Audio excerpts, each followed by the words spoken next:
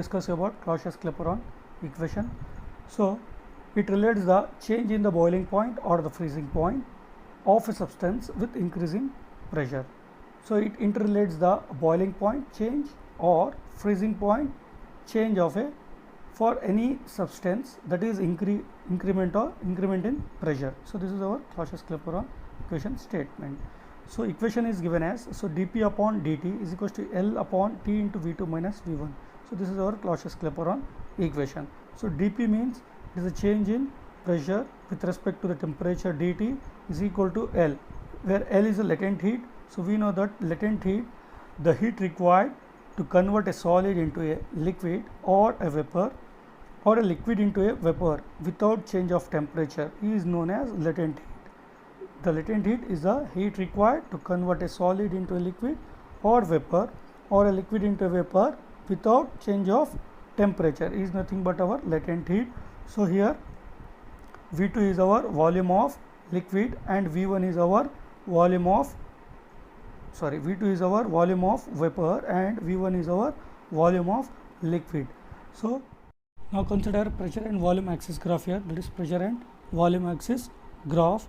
So here consider isothermals, that is FbAe and GCDH, that is FbAe at temperature T plus dt and GCDH at temperature T. So here A and HD are the liquid state, that shows the liquid state of the substance, and at A and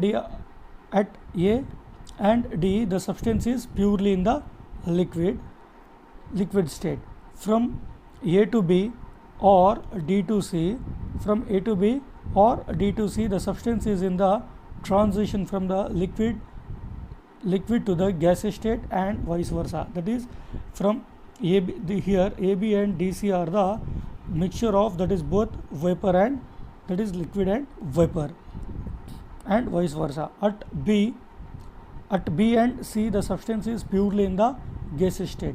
From B to F or C to G the substance is in the gaseous state.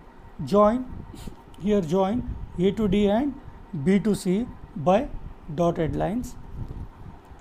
The cycle ABCD represents a complete cycle.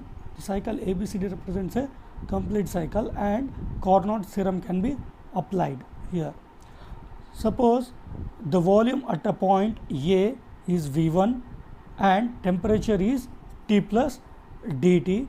The pressure is just below is saturation, that is the pressure is just below its saturation pressure, and the liquid begins evaporate here. And at the point B the volume is V2, the substance is in the vapor state. The substance is here in the vapor state.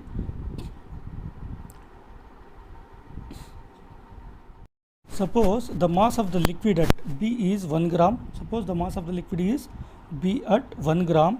The amount of heat absorbed, that is the amount of heat absorbed is Q1. That is the amount of heat absorbed is Q1. Here at, that is Q1 is equals to L plus DL at temperature T plus dt, where L plus DL is the latent heat of the liquid at temperature T plus dt. Now at the point B, the pressure is decreased by dP. Now at the point B the pressure is decreased by dP. The vapor will expand here, and its temperature falls. The temperature at C is T. The temperature is at C is T. At the pressure and temperature, at the temperature T, the gas begins condense and is converted into liquid state here. At the point D, the amount of heat rejected, that is Q2. At the point D, the amount of heat rejected, that is Q2, the substance is in the liquid state.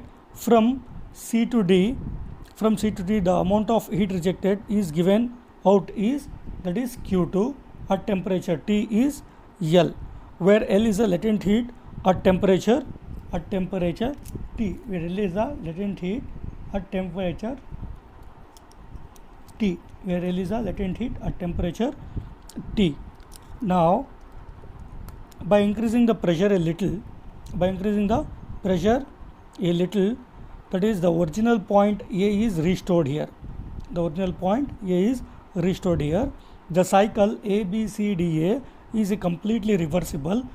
Now we are applying the principle of Carnot's reversible cycle here. Here the cycle ABCD is a completely reversible. Now I am applying here the principle of Carnot reversible cycle here.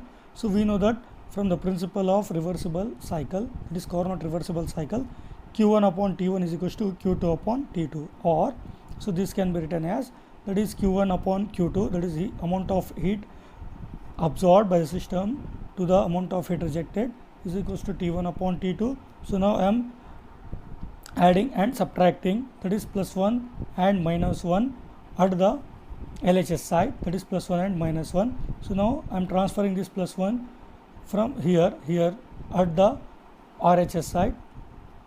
So now this equation becomes Q1 minus Q2 divided by Q2, that is equal to T1 minus T2 upon T2. So as I said, Q1 minus Q2 is, that is Q1 is, the value of Q1 is L plus DL at temperature T plus DT, and Q2 is L. So LL becomes cancelled here, so DL remains. So here Q1 minus Q2 is DL. Now the T1 minus T2, the T1 is at the temperature T plus DT and T2 is at the temperature T here. TT becomes cancelled, now DT remains. So I am substituting these values in the above equation. So this DL upon L is equals to DT upon T. This becomes here from the area of the figure, that is ABCD. So that is ABCD is a parallelogram here. Now we are considering the area of the figure ABCD. So here area is equals to, that is ABCD area is equals to, so area of the parallelogram is equals to H into, that is X, that is height into base. So here height is the dP, so dP is our increase in pressure. So increase in pressure at temperature from T to T plus dt. So here base is our change in volume, that is V2 to V1, so V2 minus V1 here. So here area is equals to height into base, that is area is equals to H into X. So for height it is dP, that is increase in pressure, and X is a change in volume, that is V2 to V2 minus V1. So area is, that is Q1 minus Q2 is equal to DL. So this is equals to DL. So DL is equals to dP into V2 minus V1. So here now I am substituting the value of DL in the above equation. So that equation becomes, so instead of DL here,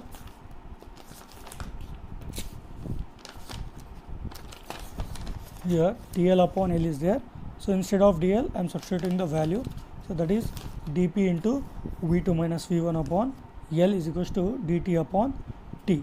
So now dP upon dt is equals to L into L divided by T into V2 minus V1. So this is called the Clapeyron's latent heat equation. So here this is called the Clapeyron's latent heat equation. Note, the above equation can be applied to both change of state, that is both changes of state, that is from solid to liquid or from liquid to vapor. Thank you.